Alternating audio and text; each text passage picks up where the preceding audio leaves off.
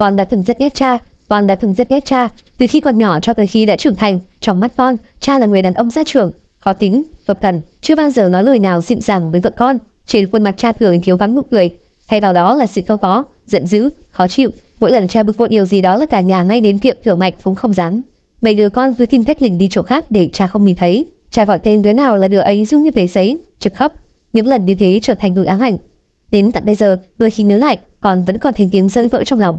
Đó là một đứa con gái khá nghịch ngợm, luôn bày ra những trò với con thì rất thú vị, nhưng với người lớn thì thật sự phiền toái. Ngày nhỏ, nên ngợm con chẳng bao giờ biết lớn lên, chảy xước hết chỗ này tới chỗ khác, quần áo không mấy khi lành lặn, không rách đầu gối thì cũng rút trên một đường dài. Mỗi lần như vậy, cha lại ra gốc và cái đẻ cây roi nhỏ, trên thân đầy những chùm mấu, quất tới đâu, đau thấu tới đó. Mỗi trận làm cha chỉ đánh 3 roi, còn đừng yên chịu đựng, cố để không bật khóc. Chỉ sau khi cha đánh xong mới trốn vào góc nào đó nức nở, tí đau thì ít mà vì tủi thân thì nhiều. Cha là người đàn ông chẳng mấy khi làm việc nhà, việc bếp nước, dọn dẹp, nấu nướng đều là mẹ và mấy chị em con làm. Có lần mấy mẹ con làm đồng tới trưa chảy trưa chật với xong việc, ai cũng trước mầm ở nhà cha đã nấu cơm thanh xong xuôi. Thế mà khi trở về, nhà cửa vẫn lại phanh, ăn bếp nguội ngắt. Mẹ ơi, con nói, con nấu máu, để mẹ nấu, nhón một cái là xong. Mẹ lật đật nhóm lửa, bắt cơm.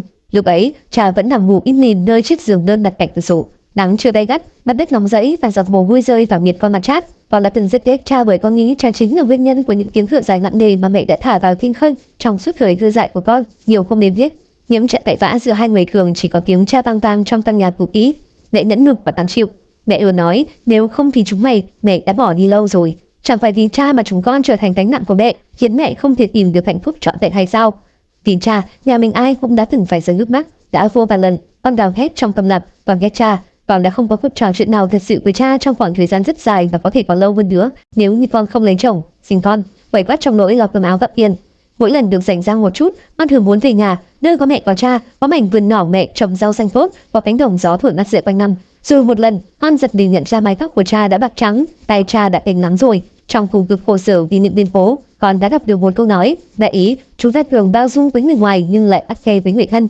Trong khi chính người thân mới là những người chúng ta cần bao dung và đối xử ước nhất. Còn bàng hoàng, bừng tỉnh thì ra bấy lâu nay tâm mình quá hẹp hòi và chỉ nhớ của con người thật lạ, nó sẽ được chọn lọc theo chính cảm xúc của người ấy. Khi ta không ưa ai đó, ta chỉ toàn nhớ tới những chuyện không vui. Khi ta thương yêu một ai, ký ức chỉ chọn những gì tốt đẹp nhất của người ấy để lưu giữ.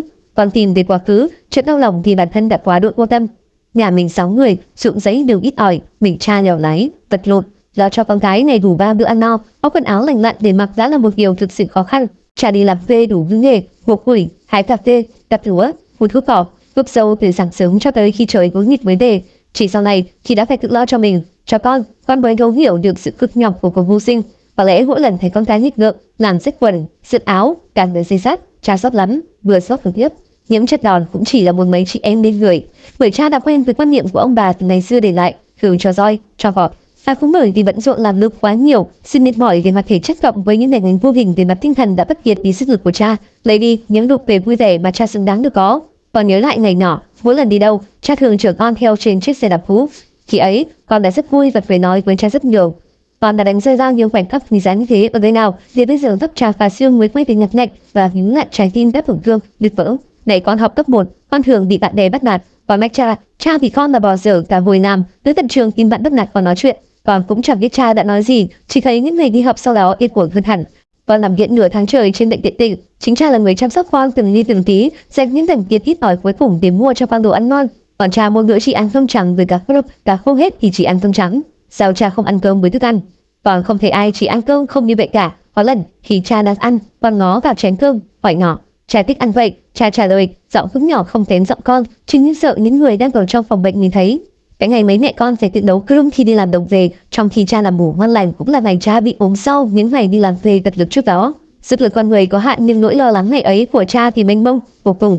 Có lẽ chỉ có mẹ thấu hiểu đến tận cùng những vất vả, tích cực của cha nên mẹ mới chọn ở lại bên cha đến tận bây giờ. Nếu không có mẹ để trò chuyện, để cằn nhằn, để cãi vã thì chắc cha đã bị nhấn chìm trong sự cô đơn, lạnh lẽo. Giống hết người đời người, con học lại cách bao dung và yêu thương người thân, điều đáng lẽ con phải học được từ rất lâu rồi mới phải. Cha trở thành ông ngoại, luôn mong ngóng mấy đứa cháu trở về. Nhìn ông cháu cười đùa, trò chuyện con biết mọi thứ vẫn chưa quá muộn màng.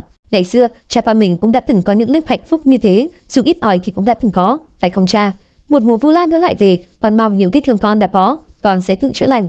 Những ấm áp, vui vẻ mà con đã có, con sẽ dần tìm lại. Những ký ức tốt đẹp con từng đánh mất, con sẽ đưa chúng trở về. Cuộc đời hữu hạn, con sẽ chọn giữ lại những gì quý giá nhất để trái tim vẫn còn biết đập những nhịp yêu thương, để khi nhìn nhau, trái bóng mình vẫn có thể đợi những nụ cười gương, chàng nhỉ.